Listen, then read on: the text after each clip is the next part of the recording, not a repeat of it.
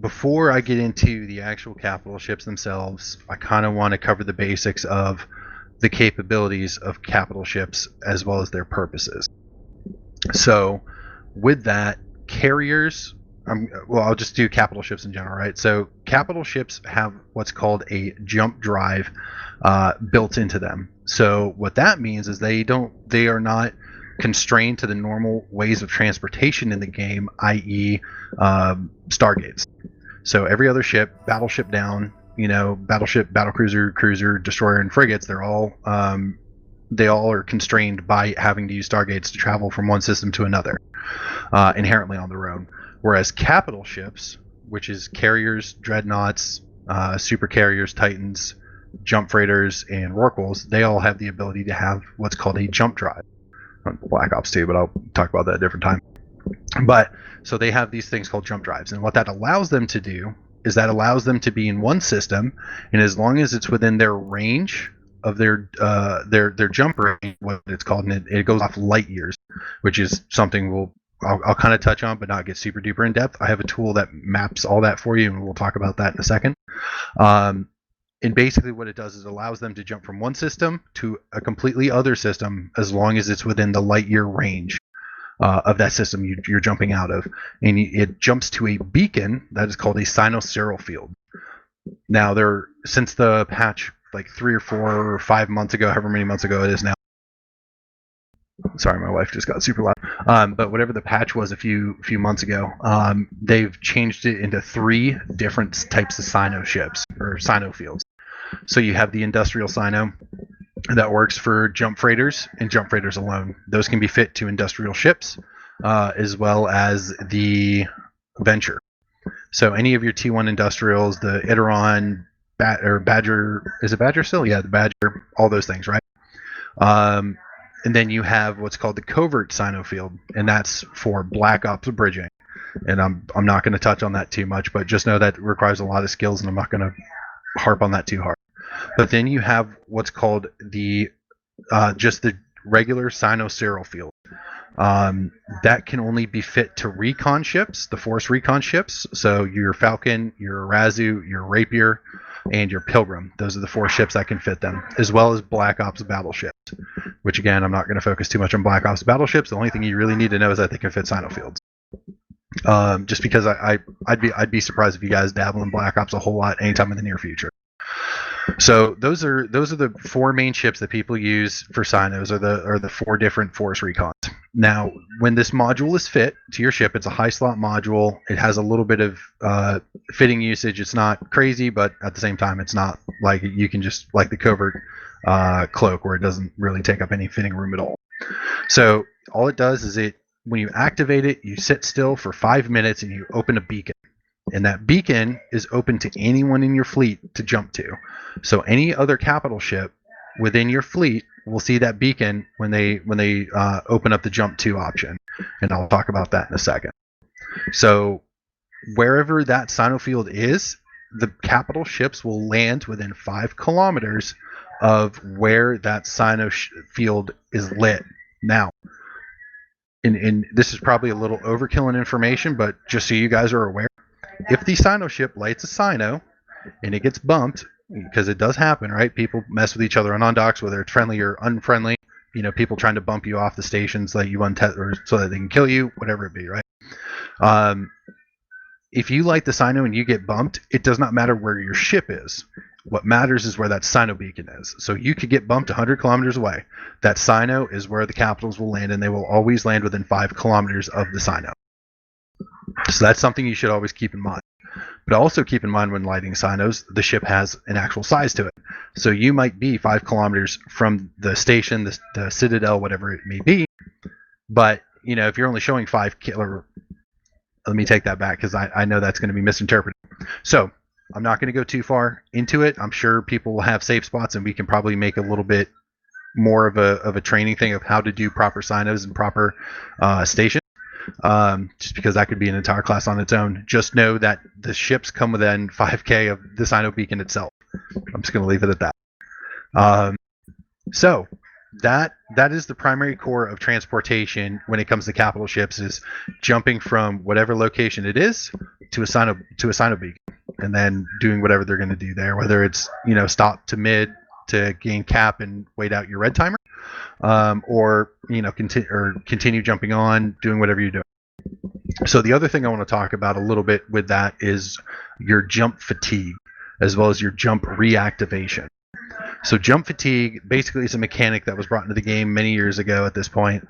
And what it prevents people from doing is chain jumping. So we'll go circa like 2012.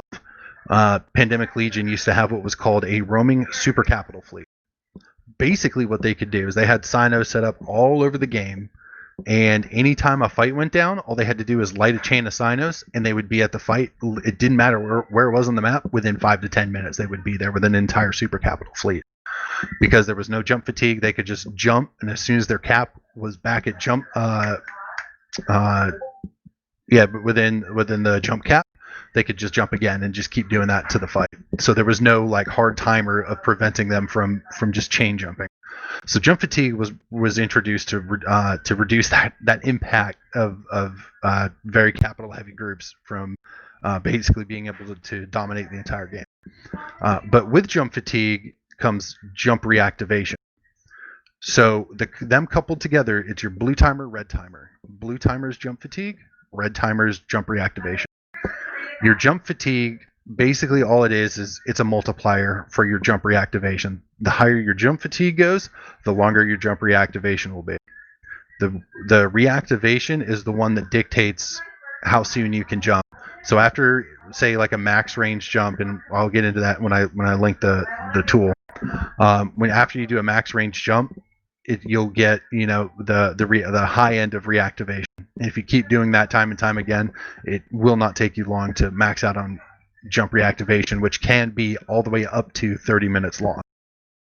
So these are little things that you have to take into consideration when you're moving your caps.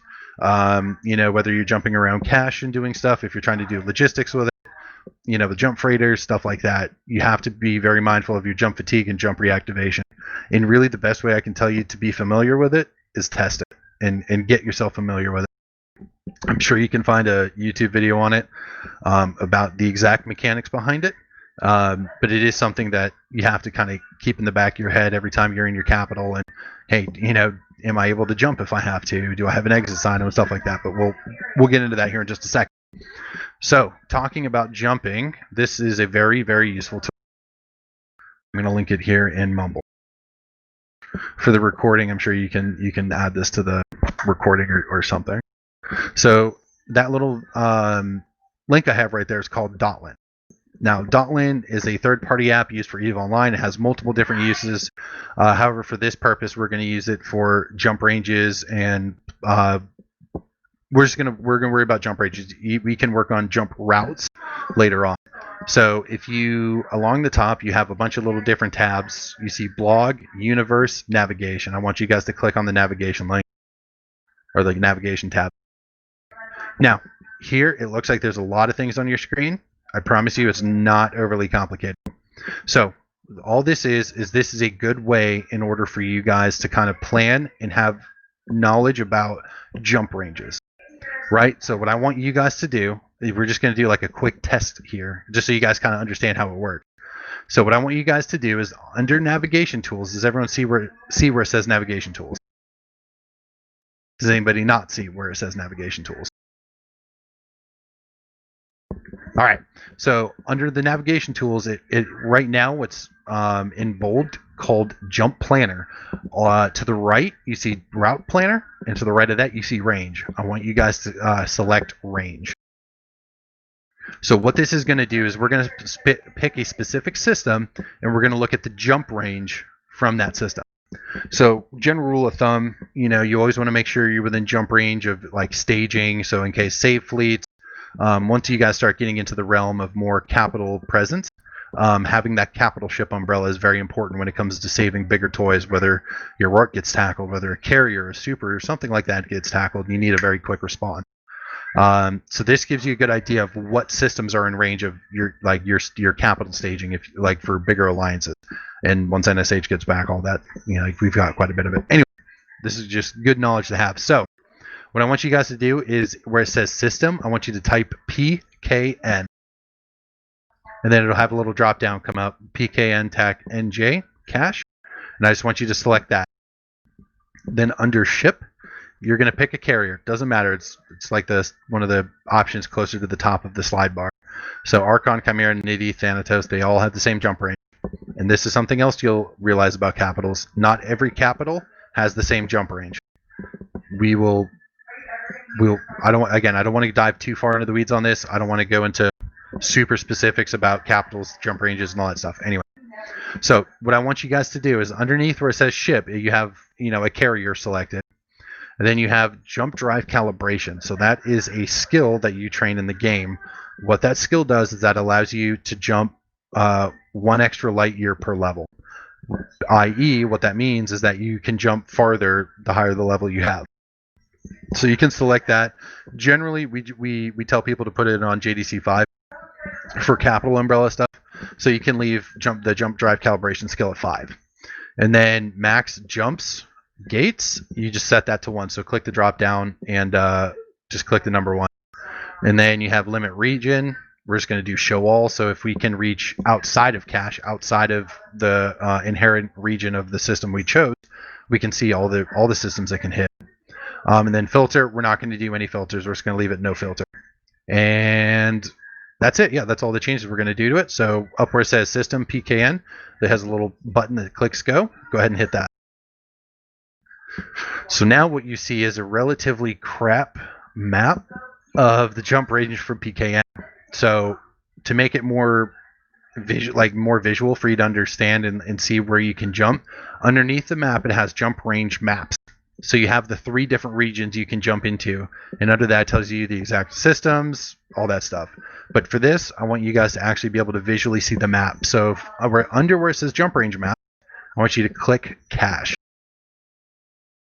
So now with cache selected, all the systems that are circled in black, those are all the systems that carriers can hit from PKN. PKN is circled in green with JDC 5.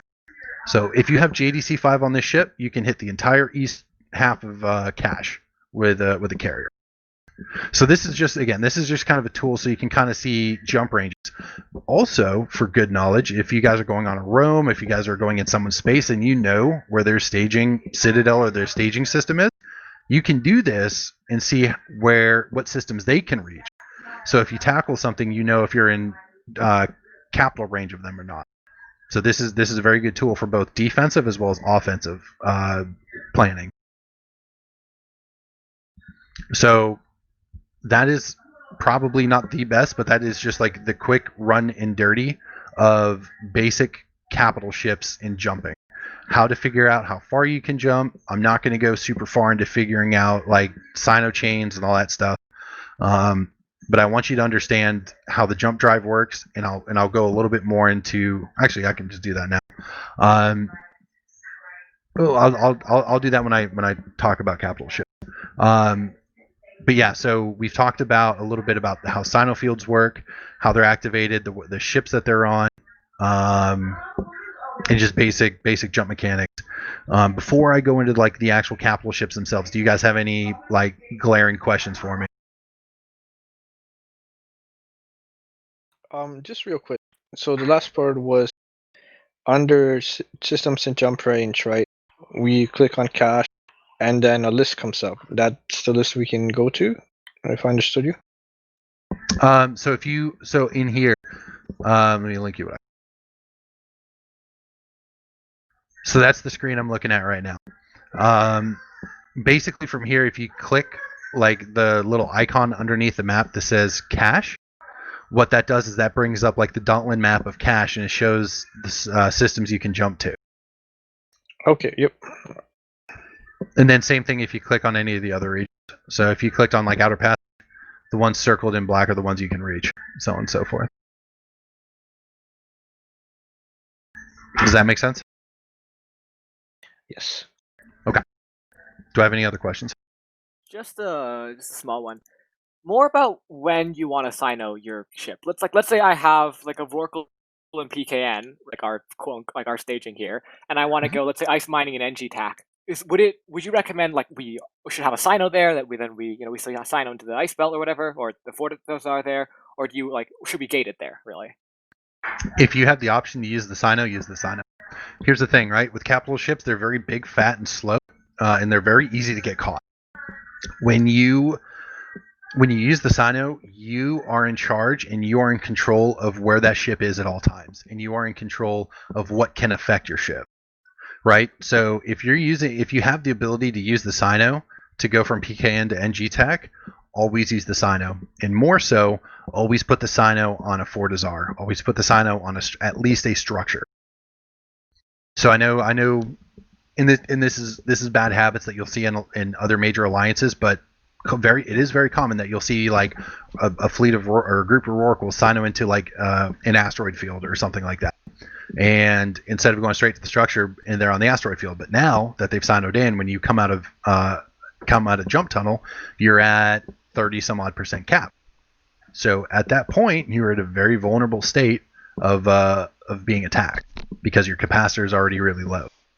On top of that, you have what's called jump reactivation. You've got quite a bit of time for you to be able to jump out, and before you even land, that sino is up for about 10 to 15 seconds, so it gives people all the time in the world to warp to you.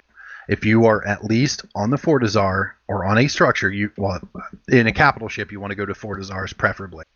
At least on the fortizar, as soon as you land, it does not matter what's on grid. You will not have aggression as long as you didn't attack somebody on your way out, and you can immediately dock and you'll be fine. And then from there, you can make the decision, okay, am I going to the ice belt? Am I going to the anomaly? Like whatever it is that you're doing. Sorry, I'm going to interject real quick. This is why fortizars are important.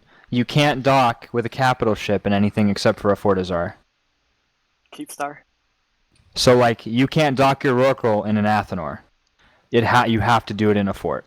You can tether on an Athanor, right? You can sit on an Athanor and you can be relatively safe except for getting bumped off. But that's why fortizars are important. That's why we have fortizars. Also, when you are jumping with a capital ship, once you jump, and as soon as you come out on the other side, you have a 30-second timer to be able to re-tether. So that was a mechanic that they brought about a year, 2 years ago now, to where before you would jump to a citadel and you would immediately tether, like you could not be aggressed in any way, shape, or form. Now what they've done is that they've put a 30-second timer. So you have, once you come out of that jump tunnel, you have 30 seconds before you get tethered by the station, which means any hostile players around have 30 seconds to aggress you, and you will not tether, which means you cannot dock. So with that 30-second timer, you can still dock. So as soon as you come through that jump tunnel, I want you guys to dock for 2 reasons. One, it brings your capacitor all the way back up to 100. And two, you don't accidentally make a stupid and get attacked by somebody. I heard, or I think it might have been even Yabi, that sinos show up on maps, and that's how you hunt them or some shit like that. Correct. So your in-game map will show any and all active sinos in the game. It's really quick as far as updating. So if you hit refresh, that very moment, if there's a sino up in the game, you will see it. It shows both sino beacons as well as sino serial fields. I don't know if it differentiates between industrial sinos, regular sinos. I don't think it picks up covert sinos, but I know it at least picks up sinos, and it should pick up industrial sinos. So say if we were to follow Rem's example and we go to NG tech via sino, someone that's looking can see that? Yep. Okay. So the other thing is, right, the other thing I'm going to touch on before I actually get into the capital ship mechanic, jump beacons. Jump beacons are great. Jump beacons are phenomenal, and they make logistics easy. However, they're literally floating death traps for people. I can't tell you the amount of times I'm going to use my experience here. I was in Test Alliance, and I would be sitting on our Keepstar, and you would see like a jump freighter land on a sino beacon, and a Dictor decloak, bubble it, and at the time it could light a sino, and it would light a sino, and 3 dreads would land. And didn't matter. That jump freighter was dead within 30 seconds. That stuff happens, and especially being in nullsec and post-war, whatever. I know right now we're not uber camped by a bunch of people, but wormholers they know enough to scout for Sino beacons before they start scaring capitals. Because a lot of times, what people will do, they'll panic and they'll jump to one of the Sino beacons if they're close to getting tackled or something. So never, ever, ever, ever, ever, never jump to a Sino beacon unless you have eyes on it right then and there. I would encourage to have your alt or something like that with eyes on, but as long as you have someone you trust in Ribe or White Squall with eyes on, confirming yes, it is clear. So just be very, very aware of when you jump, because that's one of the most vulnerable times, especially going to a Sino beacon. So, and it's making sure that you maximize your safety in those vulnerable moments, and as long as you're conscious about what you're doing, it's very difficult to lose a capital ship in this game. In all honesty, it is incredibly hard as long as you are aware of the mechanics and you are aware of your surroundings. It's very hard to lose a capital ship, but at the same token, if you don't know all of those things, it's very easy to lose a capital ship in this game. But do I have anything else before I start talking more specifics about certain ships and kind of what they do? All right, cool. So first and foremost, what I'm going to start on is the Rorq, because I'm assuming that's going to be the majority of what people go for, just because the profitability and the repetition ability of Rorq. So the great thing about Rorqs is they are incredibly tanky. They mine a metric crap ton compared to mining barges or even exhumers. They are a bit pricey, but they do make quite a few monies, especially if you're mining those really good R64s and R32s. So, and the links are amazing. Sorry, give me 1 second, guys. Sorry, my oldest just came out. All right, so with the Rorquals, there's a couple things you need to take into consideration with these, right? So the Rorqual gets the mining boost and all its crazy boosts while it's in industrial core. Basically, what this translates to is you are a big fat whale sitting very still for 5 minutes, and there's nothing you can do about it once you activate that industrial core. But I mean, with the industrial core active, you get the increased mining boost, you get the foreman link boost, you get all sorts of bonuses, like you get your shield booster bonuses, all sorts of stuff, right? So while you're in industrial core, you are very, very tanky, but at the same time, very, very vulnerable.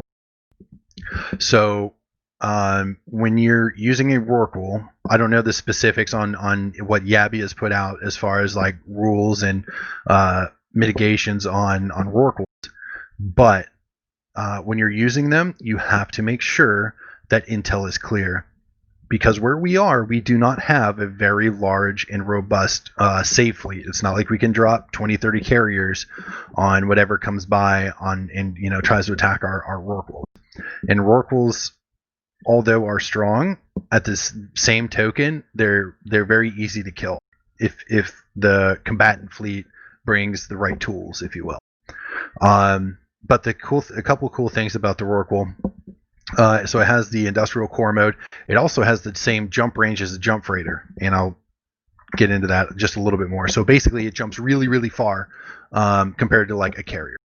So your carrier, I think, has with max skills, I think it's like a 7 light year range, and I think the Rorqual has like a 10 or 11. So it can jump a substantial amount farther, which means if you're trying to travel somewhere, it gets there a lot faster with less Sinos. So the Rorqual, it uses heavy water to run its industrial core. It uses oxygen isotopes. So each capital ship uses different type of isotope. The Minmatar use hydrogen, Amar use helium, Galente use oxygen, and Caldari use nitrogen. So the Rorqual uses the same as the Galente capital ships. So it uses that oxygen isotope for its jump fuel. But then it has this very specific module just for the Rorqual called the pulse activated. I can't remember the rest of it, but it's called the panic module. So before you fly Rorqual, this is for Mr. Chuck to all of you, and it could be from Mr. Yabby to all of you. Do not fly Rorqual unless you have the panic module. the panic module is your lifeblood in the Rorq pool, and for all of those around you. One second, guys.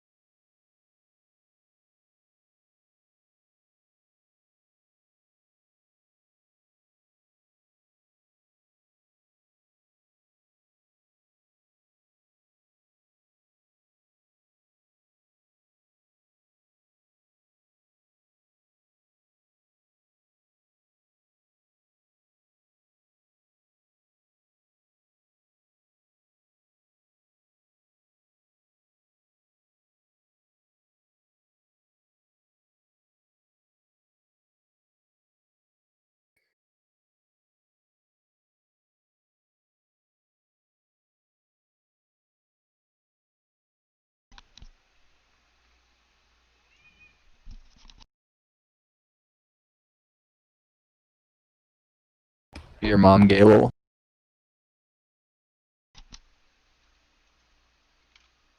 Does anyone have any questions while he's gone? Actually, I do, Gabby. What's up? If you wouldn't mind, would you explain some of the basic rules that we have about Rorq use in region, specifically for Ribo White Skull?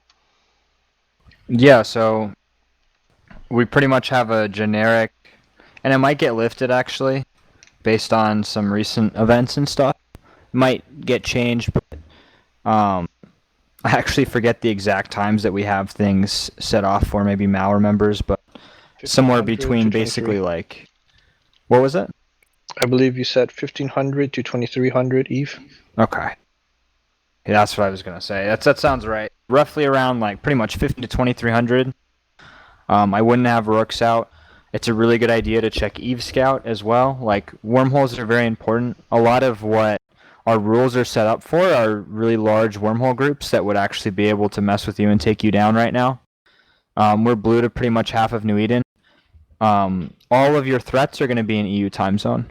Like the things that we're worried about is like Init's Rorq hunting group, which are infamous for dunking Rorqs all across New Eden using various wormholes and Thera and all that sort of stuff.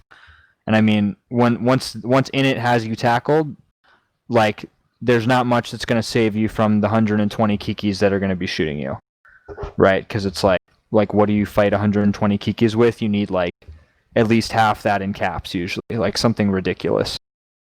You need an absolute like metric fuck ton of numbers, or like a fully like properly formed fleet, and you're just normally not going to get something like that.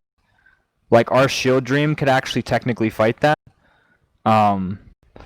like oddly enough, but we would need like probably I would want like no less than 80 people, right? And it's like we're not going to form an 80-man Tempest fleet.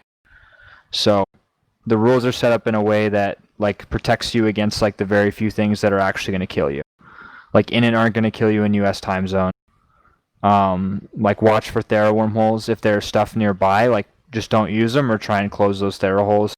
If there are really notable wormholes nearby, like C5, C6s, it's a good idea. Like check those wormhole channels. You can even check the Ribo bookmarks and see which wormholes are close by. So sorry, I had to. Sorry, No, go for it. One of my kids had a panic attack because they don't like the lightning and thunder. But so what kind of going off what Yabby's saying about the wormholes? A couple groups that you'd want to keep an eye on. As far as like U.S. time zone, the only one I can really think of is Laserhawks, but I don't know how active they are like hunting wise in like nullsec anymore. But I know you've got God, I can't remember the Russian group name. But you've got like Hard Knocks, you've got Volta. Those are probably two of the bigger names. Go ahead, Mel. Were you gonna say something? Oh, I was just gonna finish off. Maybe Mal had something to say, but I'll just finish the rules real quick. It's just so like anything between 15 and 2300, just don't do it. And then also not on weekends, because then it's easy for groups to alarm clock. But most of our really expensive stuff and most of the really good shit, I think, is mostly timed for the weekday anyway. But you know, stay outside of that 15 to 2300 mark with Rorqs. Like I said, our EU time zone's pretty strong, and stuff's gonna change, so that's not like a forever rule. But for right now, that's like the guidance, basically, the rules for Rorqs. I would like that person talk to me as well. It's a good idea to have an out sino, but we have a jump beacon in 5F that you can use. When you're using beacons, make sure you have someone scouting it. Someone in the mining group that you're mining with, you have to have a scout on that sino beacon. Because I've seen it again enough times where the wormhole groups. Because especially once they're continuously active in a region, they already know where the jump bridges are, the sino beacons, and all that stuff. So a lot of the times, what they'll do is they'll camp those sino beacons with a dictor or something like that, and just wait for you to panic jump out.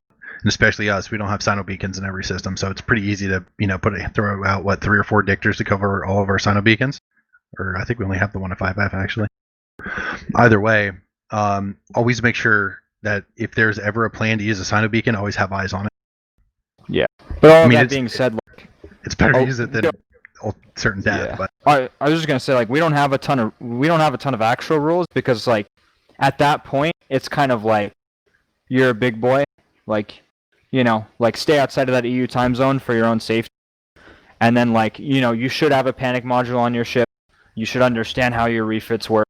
You should know what like a good fitting looks like and how to keep yourself safe and like swat off interceptors and stuff like that.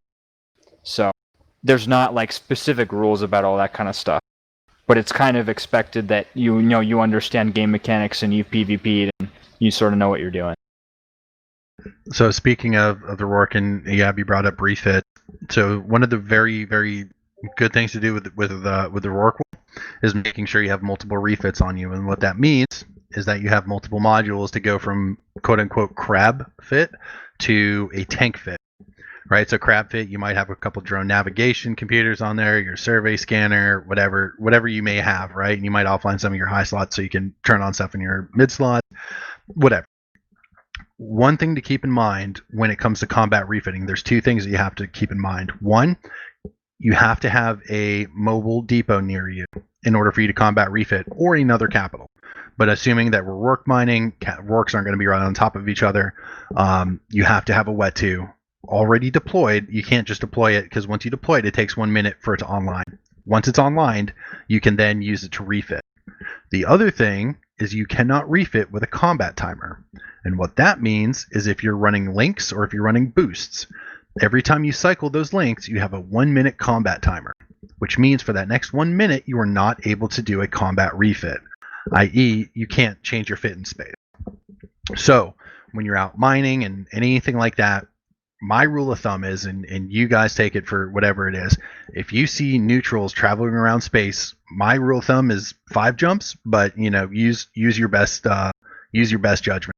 If you see neutrals being posted about in intel, immediately, if you have links going, turn off your links, recall your excavators, fit for combat. And then if it's time for you to slide out, if the guy is a nobody and it doesn't matter, as long as you're able to actually confirm that, then carry on with what you're doing.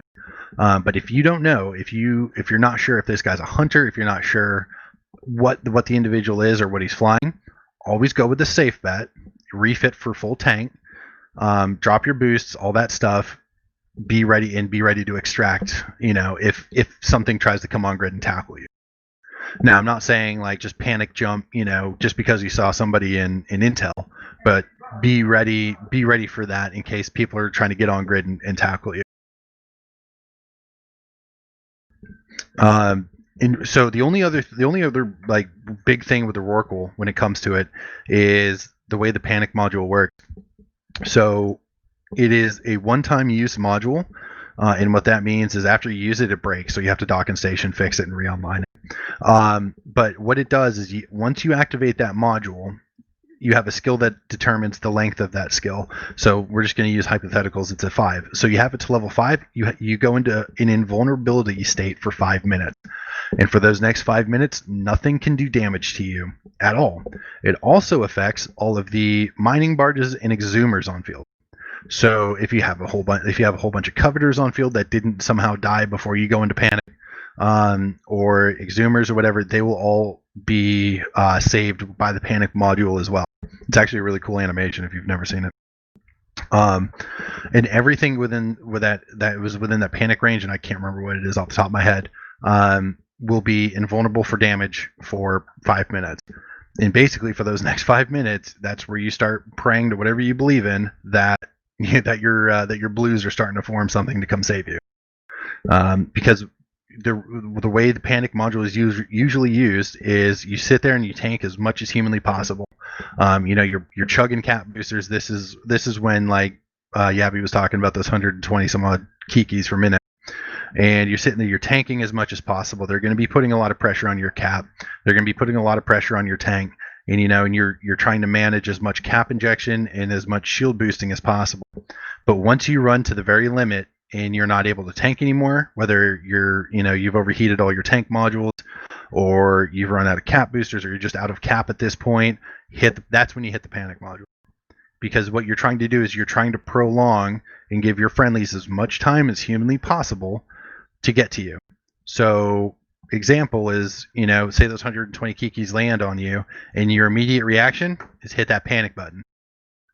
Well, now you only gave your friendlies about 5 minutes to come save you. Whereas the other way around, if you tank as long as possible before you hit the panic, you might get an extra 3 or 4 minutes, which in Eve, that is a long time, especially when friendlies are forming to save you.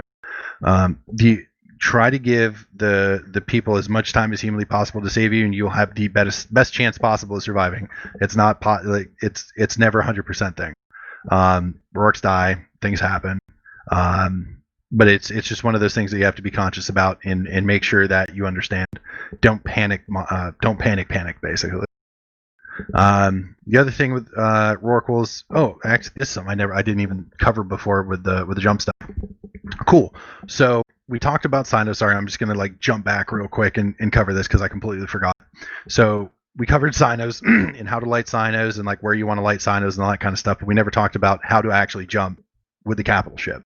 So there's a couple different ways to do it, and both are fine, but really both are fine. So there's the two ways to do it is either the safest way that I've found is the known Sinopilot, right? So this is just for simple sake, right? Is it prevents spy Sinos, i.e. bait Sinos, and I'm not going to go super far into that, but so anyone in fleet, like I said before, can light a Sino and you can jump to it. If you want to jump to a specific person, if there's multiple Sinos up, what you can have that person do is put C's or put something in fleet to identify, hey, this is the Sino that you want to jump to. You can right-click that character in fleet or in the chat window, and you will have a jump to option, and all you do is click that. Very simple. As long as they have an active Sino open, that's all it takes to jump to it.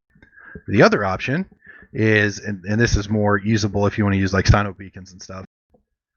You right-click your capacitor. The number one rule in Eve is right-click it, and you'll figure it out. Right-click until you figure it out. So you right-click your capacitor, then you'll have another jump to option. You go to the jump to option, it'll show all the Sino beacons. It will also show all the active Sinos in your fleet. So those are two different ways that you can use your jump drive.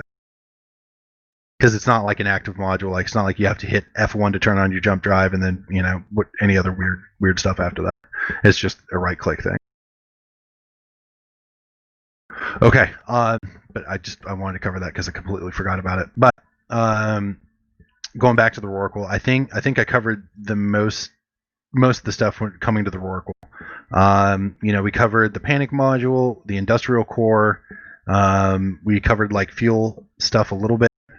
And we covered refits and stuff, and I think Yabby told me already that you guys have RIBA approved Rorq fit, so I'm not going to go into how to fit them. I'm sure if he doesn't, I'm sure he'll get you guys squared away either way.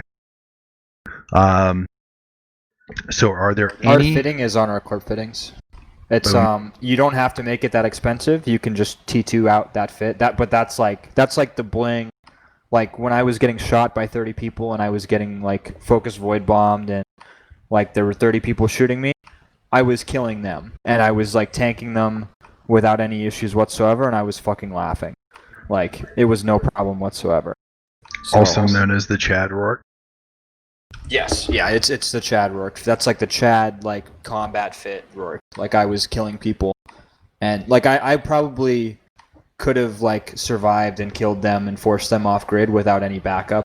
And the whole time there were NSH and Ryba people trickling on grid, also shooting at them. So I just have one question about the fit. So our Rorq fit has a 500 micro warp drive on it. I'm just curious as to why that's not the 50,000 one. Is there like a reason? So I'm assuming, right, the 500 MN, that's the battleship size, and the one I'm assuming you're thinking of is the 5,000, which is the capital ship, right? Or Yeah, do you yeah. actually mean the 50? I mean the 500 and the 50,000. Yeah. it Okay. just has one size down, but you can explain it. So long story short, with that 500 MN, you can do what's called a with capitals like insta warp, if you will.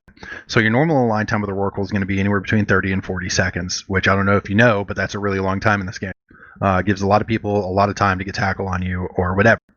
With that 500 MN, it has a 10-second cycle time, and it gets you up to speed within those 10 seconds to warp to wherever you're going. So if you're trying to get off grid really quick, or if you're trying to take a couple gates, whatever interpret it how you will, the 500 MN allows you to enter warp much faster and gets you traveling.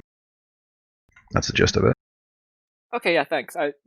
It's the same thing as the Orca. I just thought you needed the bigger one to do that, but I just whatever. So the Thank you. only difference with the bigger one is that the bigger one has a 20-second cycle time, and that's why no one ever uses it for that.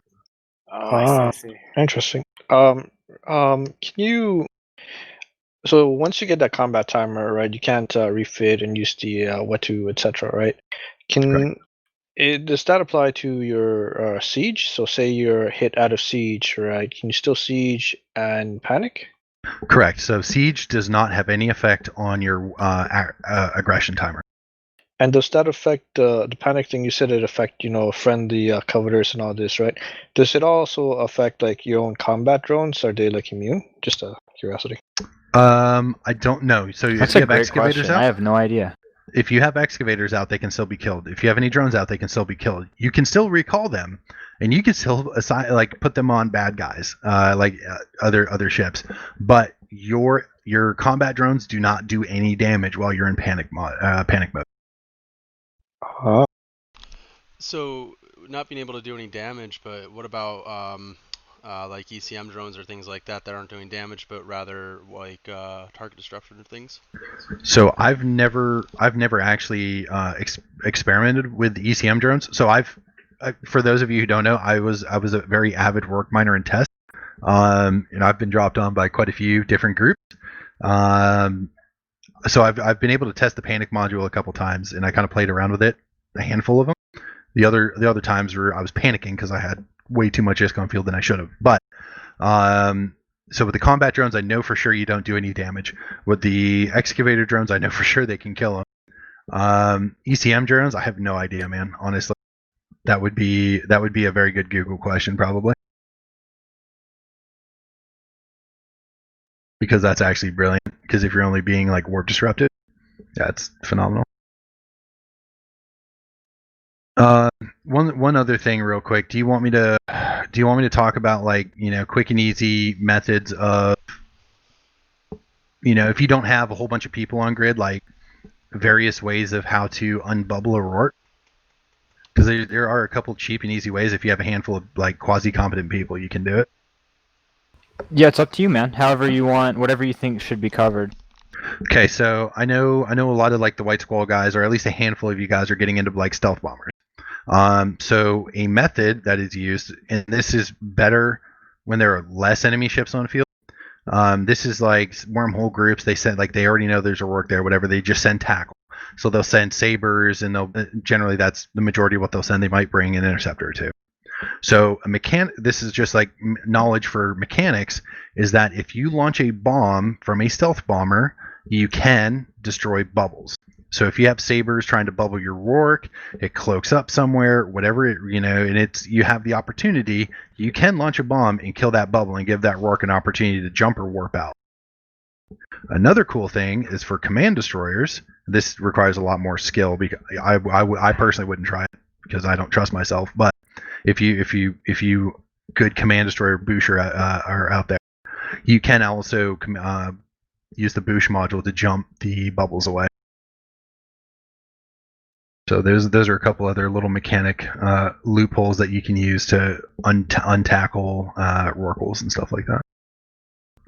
Kind of cool. I was in a Drek fleet, and we had tackled a Rorq. This is this is back in my previous alliance before NSA, and we had tackle on this Rorq. We were burning for it. We were like literally a jump out with the Dracovax. We had to burn like 11 jumps. Our dictors were heroes and kept it bubbled, but the defenders were just like went super turbo pro mode and like jumped all of the bubbles away from the Rorq, and the damn thing jumped out. I was so mad. But so that is the thing. That is a possible fallback if all else fails. Okay, so that's really all I have about Rorquals. The only other thing I'm going to talk about is carriers. I'm not going to talk about ratting because I haven't done it in 3 years. Couldn't tell you how to carry a rat anymore. I have the general understanding, but my stuff's probably super outdated. But I do at least know the general mechanics of utilizing carriers while ratting. I do know that well enough. So before I move on to carriers, does anyone have any other questions about Rorqual? Yeah, just one, the panic button. You said it breaks after you use it. Can you just repair it, or do you need to get a new one? So all you have to do is dock in a station. You can repair it, and make sure you dock in a Citadel, which I know we're in Null. You'll always have a Citadel, but for future reference, if you're ever in like a low sec area or whatever, don't dock and repair it in a station. It's going to be an obscene amount of IS to repair it. Dock in a Citadel, repair it, and then make sure you turn it back on, because after you repair it, it will stay offline. So you have to make sure you turn it back on for it to be functional again. But all it means is like when it breaks is that after it breaks, like you can't chains hitting that panic module. So it's a one-time use. Like if you use it, you got to go dock up, repair it, and turn it back on. Yeah, it's not like it reloads or anything. It's just a one-time use. Right.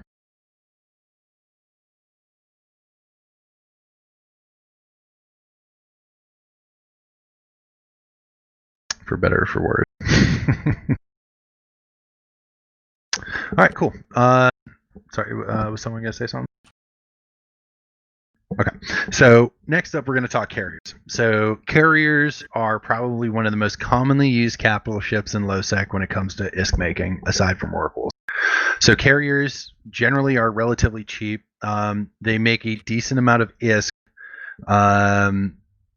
The nice thing about routing is it's a direct injection of ISK to wallet. There's no third party. There's nothing else you have to worry about. You don't have to worry about making a contract and having someone buy it.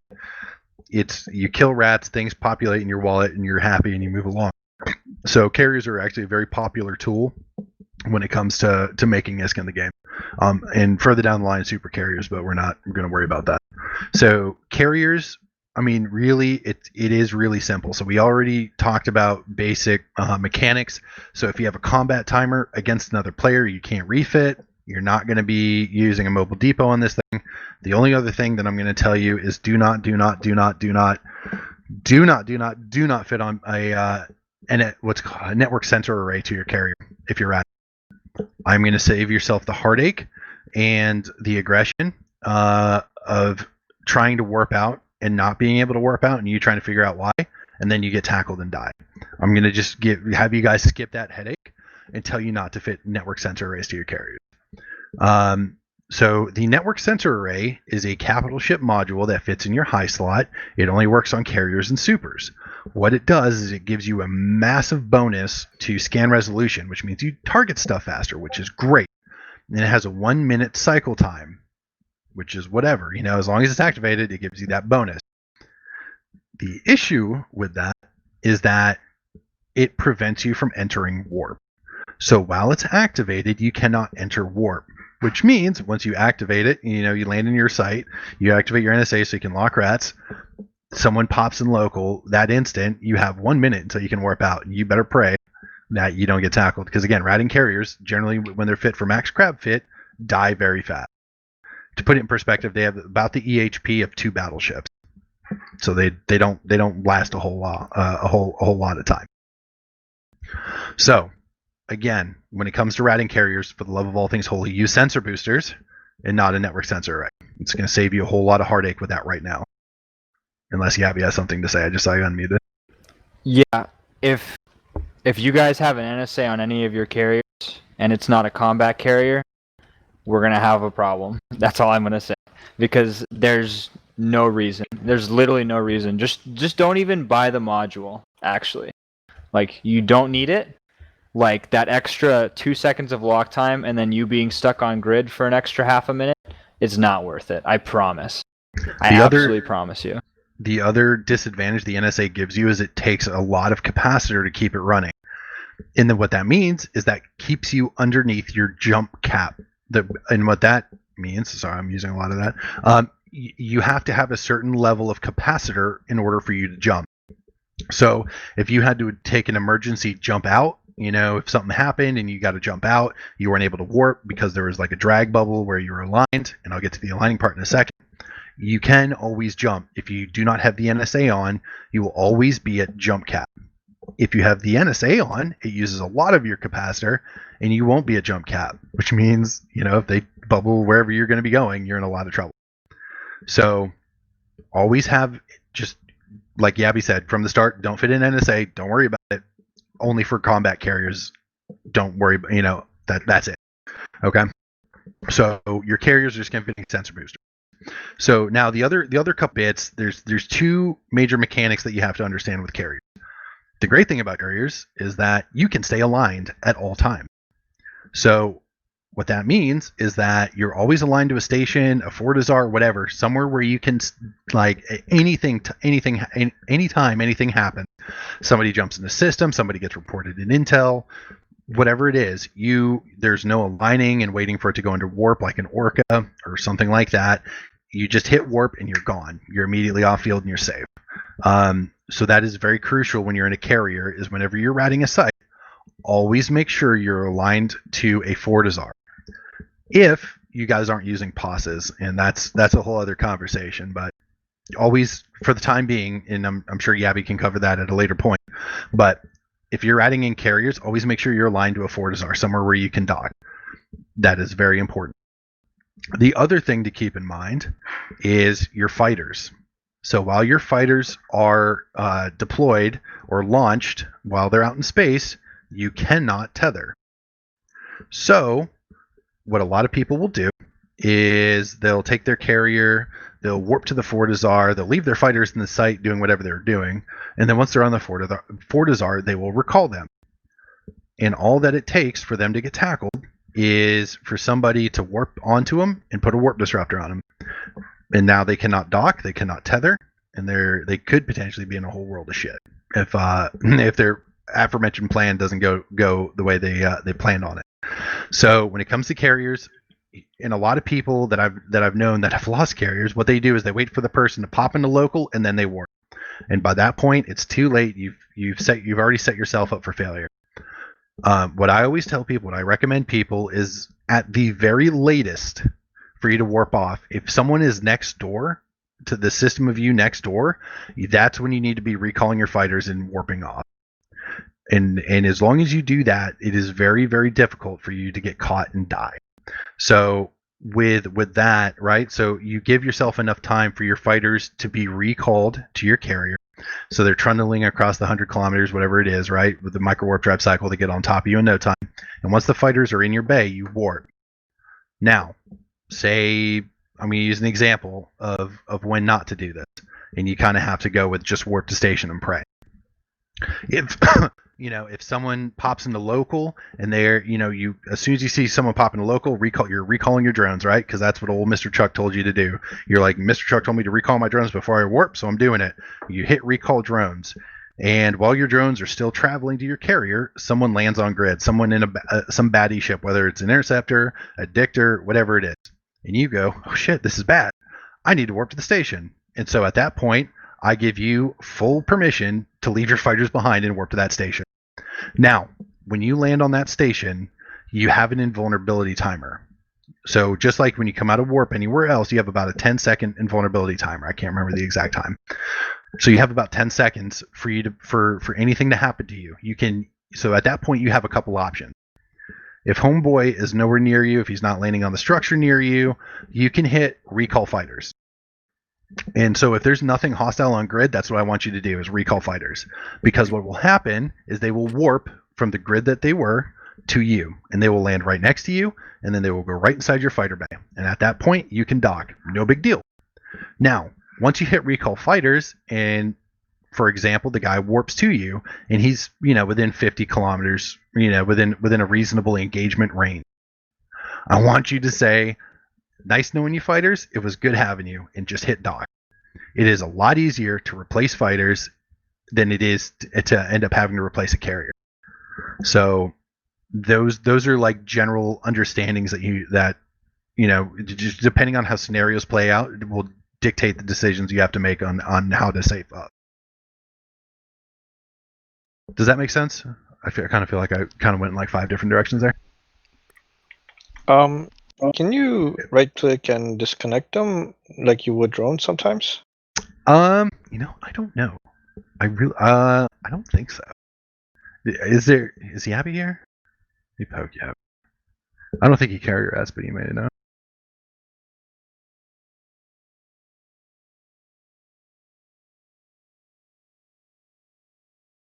I'm just poking him on Discord real quick.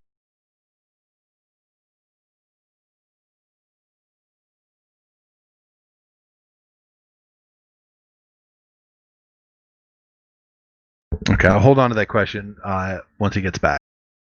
Okay. Regarding, there's you. Sorry, what's up?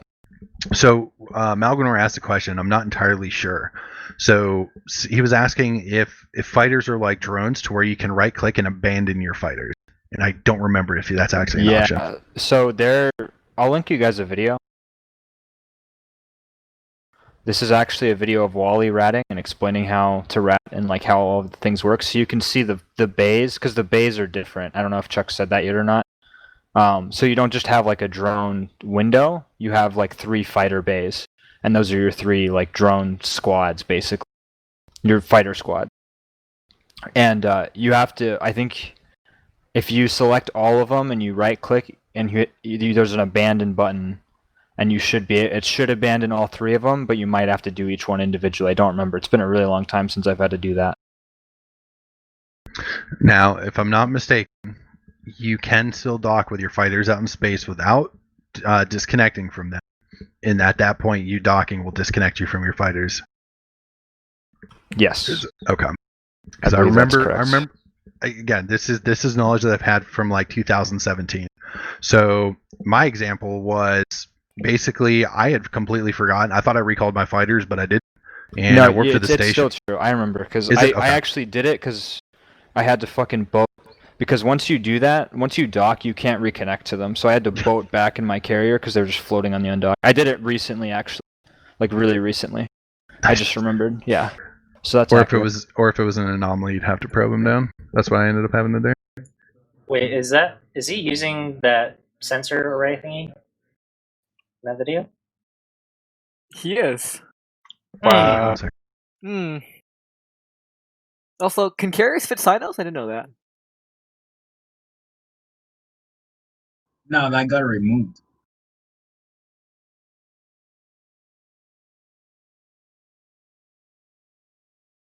Someone just tell Wally he's not allowed to do NSAs. I was wondering because the cycle time on that thing was like super long. I didn't realize they all had the different buttons too. Do you have to ammo them?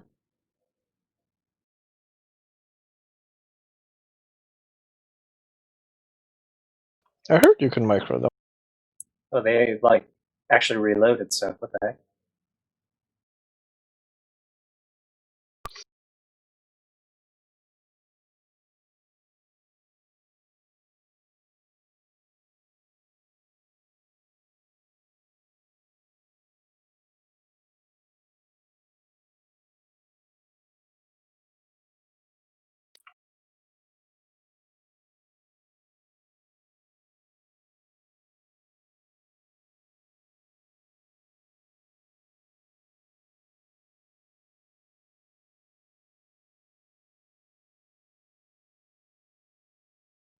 Damn, these things do a ridiculous amount of damage. All right. Sorry, I had to get up for a second. So regarding carrier adding, do we have any other questions like behind the mechanics of carrier adding? Sorry, go ahead. No, all I was gonna say is basically my focus of this whole thing is having you guys understand like how to be safe. I'm not gonna, that's a whole other discussion of how to do it properly and how to get good ticks and maximize stuff. But my main concern is you guys understanding and knowing how to be safe and how not to get caught, basically, when using these ships, because that that keeps money in your pocket. It makes everybody happy. Real quick, could you just go over NSAs again, please? Okay. So, quick and dirty, don't use them. The NSAs, for honestly all intents and purposes, is that they're for combat. Network sensor arrays, in their basicness, what they do is they give you increased lock range and they give you an incredibly high scan resolution, which makes you lock stuff really fast, which is great. But the problems with it, there's two problems. One, it uses a metric crap ton of capacitors, which means you're not going to be at jump cap at all times while you're ratting, which can be detrimental to your health. Being at jump cap is very highly recommended when ratting, just for that last ditch. Oh crap, I have to jump. Like, that's very good to have as an option. But the other thing, the biggest problem that comes with the NSA is that it prevents you from warping and it prevents you from jumping. So while it's active, either you are not able to jump, nor are you able to initiate warp, and it's a 1 minute cycle time. So for that 1 minute while it's cycled, it doesn't sound like a long time, but you'd be surprised how long 1 minute can go by as soon as you see a neutral pop in a local. So that's why Yabby had said no one is to have an NSA while ratting. Just unless you're using your carrier for combat, right? Unless you're doing it for like combat drops with NSH, don't even worry about fitting one. Thank you.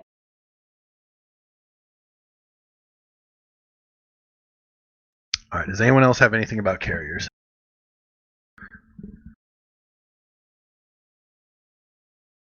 All right. So the last thing is, just in case someone had something pop up while we moved on, does anyone have questions regarding Sinos, Sino ships, jump drives, carriers, or Rorq?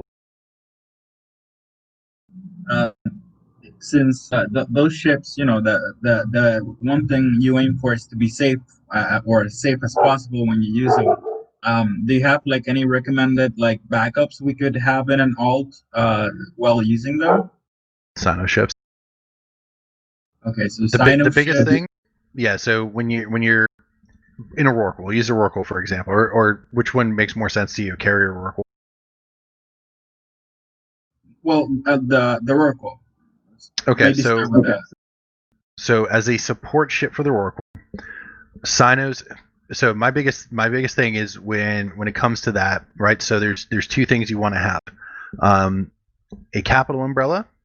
So if you have a capital umbrella, which I don't think we do right now, you want to make sure you have a Sino cloaked on grid at attack with your Rorq.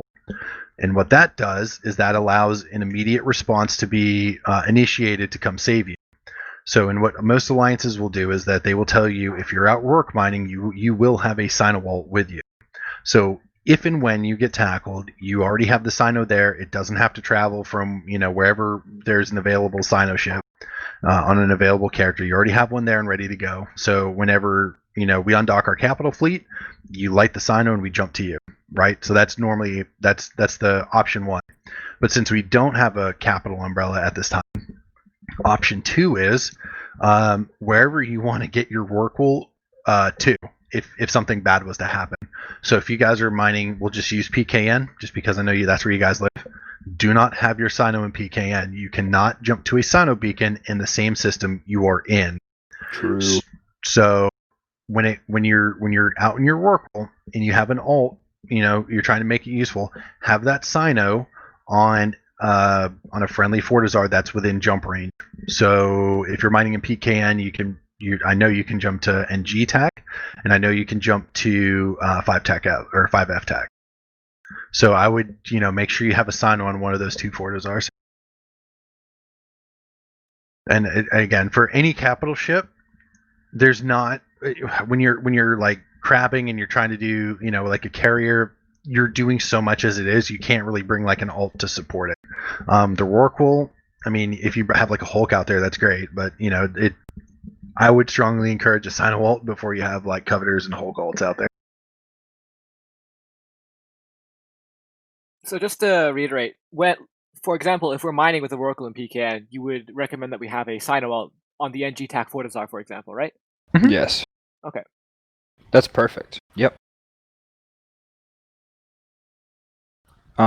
Did you tell them? I don't remember if you said it or not. That they have to be at like 73% cap or whatever it is to jump. So I didn't. So basically, that skill completely relies upon your jump drive operation skill. So jump drive operation dictates the capacitor level in which you need to jump. So if you have jump drive operation like 1, I think you need like 89 or like 93% capacitor in order to jump. Once you train that all the way to 5, it drops to 72%. 72% is the magic number for capitals when it comes to jump cap. So train that to 5. If you're in a capital ship, I don't remember what skill you have to have it, like what level you have to have it in order to get into a capital ship. But there's a lot of things people encourage. There's a lot of things people tell you that you need to have in order, before you fly capital. I'm going to leave that up to Yabby. I'm not going to tell you what you need to have. I mean, you can live your life until it's PvP time. PvP as a whole separate set of like things. Like you have to have jump cal 5, and you probably need. I mean, I think you need operation 5 for a bunch of shit anyway. You need jump drive operation to be able to train calibration. Okay, well then yeah. So you'll have jump drive operation of 5 already anyway. And then the only other jump skill that I can think of right now is jump fuel conservation. And all that does is it reduces the fuel cost required in order for you to jump. So especially if you're doing like jump rating and stuff like that, where your fuel like cuts into your margins, that's huge, and you want to make sure you train that as high as you can. But for general purposes and general uses, jump fuel conservation to 4 is more than acceptable. Hey Chuck, I got a question. When with most ships, we set our default warp 2s at 0. Is there anything different we should be doing when in a carrier? I don't change my default warp 2 in a carrier. You just you warp at whatever range that you want to warp to. I think in Wally's video, I've never changed that. In Wally's video, he warps to 100 to everything, and Okay. that's what I recommend. So that video is the most efficient way to make money in a carrier. That's like, I do it exactly like that too, and I make almost like 140 mil or more an hour, with shit skills as well. Like if I just had like, because I'm using Yabby who has fucking shit carrier skills. If I had my super tune back here, even my super tune, you had like fantastic drone skills and carrier skills and everything like that. Like I was making more than that. It's like really, really, really good ticks. But anyway, that's not so much what's important. Is that like that video he breaks it down like step by step, like even the commands, like how to move your fighters around, because all that stuff's really important too. Like pressing Q. Like if you hold down Q, like normally that's approach for us, right? In subcaps, like if you have your fighters selected, and that's a big thing too, there's a difference between selecting fighters and selecting the actual carrier itself. And once you have the fighters selected, like you can press Q and you can actually like individually like move like separate squads, or you can move all of them together, or do it however you want to do it basically. You can set them to orbit, and then like that approach and that orbit and that stuff will actually be based off of what you have your default set to. So a lot of times I'll set my default orbit to like 5K, and that way the fighters will sort of do their thing. But they all have like micro warp drives on the fighters, so you just warp into the site at 100 kilometers. You micro your fighters in by using your Q key and using the dot in the line, and putting it where you want it to go. You shoot all your fighters off to the start of the haven, and then everything spawns, and you just start locking shit up and nuking it as best you can. That's the other thing. Like the only other thing I guess I'll say is like there's rock havens and gas havens, which I've talked to a couple of you about before. The gas havens have a giant structure that goes like up and down the middle, and there are turrets in it when you first go into it. Don't do the gas havens. They're not as efficient. They take longer. They have more stuff. They're just not as good. They're not as efficient. They kind of suck actually.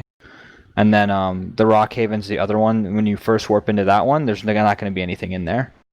And the rats will take a couple seconds to spawn. That's the one that you want to do. You want to do the rock havens. If you do the gas havens, just because like you don't have enough or something like that, then more gas havens will spawn. So you're just going to make it worse on yourself. But that being said, like once you're sort of in carrier range, we can talk about like systems that you can go and use, and where you guys can start spreading out to and things like that. And this is also the one exception that I would say is like this is like once you're in carriers and stuff, it's kind of okay to not be in the standing fleet, because like that's the only real way that like aside from combat probes that someone's gonna get on top of you, right? Because we are a new bro corp, and it's just a very real thing that's like it's just worth saying. We are a new bro group. And we kind of accept everybody, right? So if you're in fleet, anybody that jumps into system with you that's purple can just warp straight to your carrier. So this is one of the few times, along with doing Rorq stuff, where be mindful of your surroundings. So to also circle back and answer the question of the warp 2 range, the only time I change that is with the Rorq, and I change it to 2,000 meters. And all that does is it allows me to warp to the rock and basically land right on top of it without landing in it and bouncing off. That's the only time I change my warp 2 range. Yeah, if you live dangerously like me, you like bumping the rocks and seeing the velocity of the rocks go up. But it's way less efficient. I'm just fucking weird, so. I like hitting things. I have to tell you about the stories of dread bowling with Posses and Fortizar. But I remember, man. That shit was AIDS.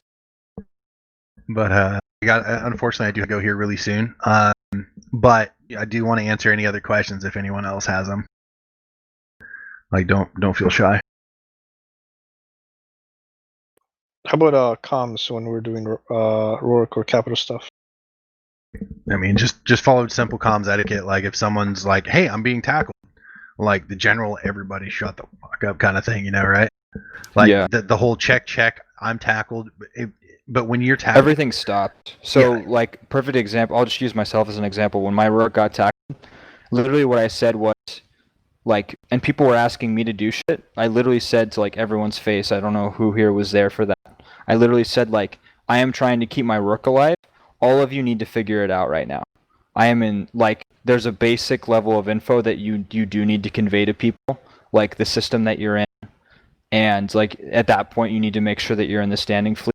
And that sort of stuff, like you need to do your due diligence. But everyone around you should be like basically everything stops. Like everything stops. Like every mining ship should be docking up. Every ratting ship should be docking up. Everyone should be switching into PvP ships and burning there in whatever like an FC that's there that determines what needs to be brought. And then also convey like what actually has you tackled and like what you see as best you can. Especially if you're in a Rorq, you're gonna have more time to convey that sort of intel. That's sort of like the basic, and like that's what you need to be sort of saying and going after. But like when I was in my Rorq, like I was literally like I was giving exactly that. I was like, because there was a lot of people there for that too, so they even knew what system it was. So I was telling other people shit, like some people were asking me like what system, and I was like, someone else like I wasn't even saying the system. I was like someone else, because I was manning the Athanor and manning my Rorq, and like I was shooting people with the Athanor and shooting people with my Rorq and managing my cap and managing my shield and, trying to make sure that everything else was okay on top of that. Like, I just can't answer questions in that situation, right? And I'm just going to tell everyone to shut the fuck up and figure it out. That's literally what I said. I was like, I don't know. Like, someone else needs to ping. Like, that's what needs to happen. Like, White Skull Discord needs to get pinged. If there's an NSH guy, like, NSH Discord needs to get pinged. Like, everyone needs to be dog piling into, like, one mumble channel. And then like somebody like either needs to like someone has to take over and take charge, or like it just needs to be like a hive mind like dog pile where everybody just fucking goes in, depending on what's on grid, right? Like you don't want to dog pile in if it's an 80-man Kiki fleet. But in my situation, it was like 30 stealth bombers and, you know, Black Ops ships and T3s that had me tackled. So that, and like, that's already going to have a rough time with an Athenor shooting all of them. They don't have proper logic and that sort of stuff. So I conveyed that stuff so that people knew that they could just dogpile in, and that's exactly what happened.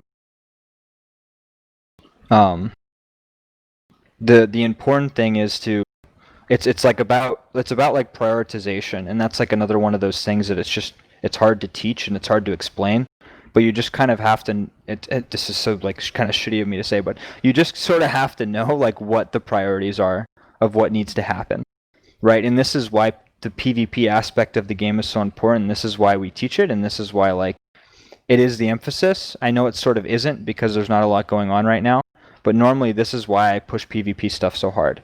It's like, it's not so, and it's the same thing that I'll say is like, it's not so that like we can go and evict people from their space. It's not so that you can go make other people's lives miserable. That stuff's great. You know, if you're NSH and you're good at the game, that stuff's cool. But the point is that like you are able to defend yourselves, you're able to defend each other, you're able to perform well in a high stress situation. You understand how those mechanics work and you understand the priorities. That way you live. Right? Like the reason I've never lost a Rorq is because I'm a PvPer, right? And it's half because normally I don't PV, or it's normally because I don't like use Rorqs and carriers and that sort of stuff, but I've been tackled. Like, and I was ratting in my carrier with cloaky campers in system, next door, 24-hour round-the-clock surveillance. And I was dodging those guys, and I was making their lives so miserable that they gave up and stopped camping me. Because I understood the mechanics perfectly, and I knew exactly what was going on in that system. So I was camping, so I was ratting in my 3 billionist carrier with Test Alliance Reds in local, watching me rat. And they couldn't do anything about it because I did everything perfectly, and I knew exactly what I was doing. Anytime anything uncloaked, I immediately was like jumping to my own Sino. I would have my own Sino lit, 20, like going like nonstop somewhere else. Like, and I would get myself out. I had scouts like in like specific systems. That way, like I knew the jump ranges of like where they needed to be to prep to tackle me to kill me. So I had warning when they were coming. And I would do the funniest shit to them. I would literally like jump through gates that I knew that they didn't have sabers on. Like the one gate they didn't have a saber on, I would jump my carrier through that gate just so that their stealth bomber would uncloak on the other side. I would double click in space and jump to my own Sino. Because you can do that. You can jump through a gate, you can just double click in space so you uncloak, right click on my guy that I need to jump to, and I jump right to my own Sino. Just like, fuck you, I'm gone. When you, like, that's why it's important to understand all that stuff. I know that's a really long-winded roundabout answer, but hopefully that makes sense. Does anyone have any other questions? I don't know. I mean, I came in late, so I don't know if it was covered, but everybody seems to have a be passionate about their answer to this. Should a carrier be passive or active tanked? Or PvE? For PvE, it's kind of like completely up to you. I don't know. My passionate answer is that it shouldn't be tanked at all, and it should be completely like speed and, you know, like my 3 bill carriers like completely like fit out, just do sights as quickly as humanly possible. It has 0 tank on it. There's no active tank, there's no passive tank. It's literally like just the hull of the ship. I don't even have a damage control on the motherfucker. Because like you don't need to tank a sight, because the battleships can't hit you really past like 150 kilometers. And when you land at 100 and you start burning back towards the fort, and you just turn your micro warp drive on that helps you get into warp quicker, I end up like about 150 kilometers away from the fort before anything really spawns that can even hit me or do damage to me. That being said, like we've tackled ratting carriers that are sort of, you know, not paying as much attention or aren't as smart or whatever, and they've been like active tanked, and they've like tanked us for long enough for backup to get there. So, I mean, that's another answer to it too. It honestly kind of depends, and that's sort of the weird thing about caps is that like EVE is sort of already a rock paper scissors game, and like caps are even more so. Is like, you know, you sort of just don't know. Like if that carrier that we tackled that one time that got away, like if he had been fit like I was fit, he would have fucking died, right? If he was passive tanked, he actually probably would have died too. So active tank saved him that time. But we didn't have heavy nuke pressure. We didn't have guys with focused void bombs. And if that sort of stuff happens, then you'd be better off passive tanked. It really is sort of like a personal preference. It depends on what you're going up against. And you sort of have to tailor it to that specific, that's, what you're dealing with, really. Okay. That's probably about the only question I had about it.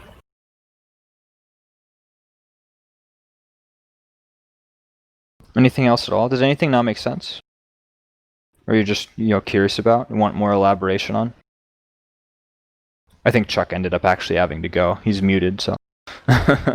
Yeah, Chuck did head off just a little bit ago. Okay. We can go ahead and wrap up there. Chuck is available on Discord if you want to message him directly. He's open with any questions that you have about caps to follow up with.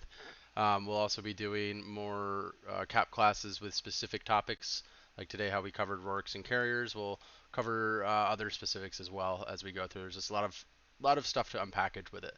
So I'll go ahead. We're going to stop the recording and we'll have this available for the Euro Bros in the morning.